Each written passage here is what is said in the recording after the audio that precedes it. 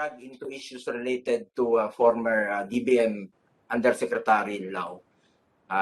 Though I'm now a senator, pinagpipilitan pa rin po ng iba na aide ko siya o tao ko siya, kahit na ipinilawanag ko na po sa nakaraang Blue Ribbon Committee hearing mo ang katotohanan, sa muli, inuulit ko for the 9th time.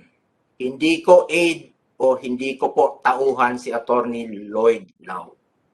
Kailanman, hindi po siya directly na nagre-report sa akin na tauhan ko talaga. Iba yung aide na tauhan mo na nagre-report sa'yo. May sarili siyang trabaho, may sarili siyang buhay. Si Lau ay isa sa mga daan-daang empleyado, opisyal po ng Malacanang noon, 2016. Naging bugado siya ni Pangulo nung kampanya.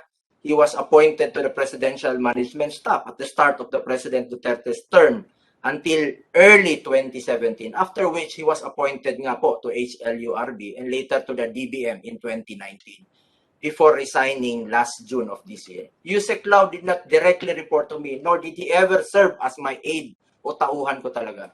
Kilala ko po siya. Taga-Davao rin po siya. Pero hindi ko po siya tauhan o aide.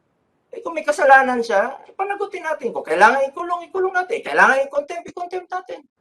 I already assumed my post in July 2019 as an elected senator when Lau was designated.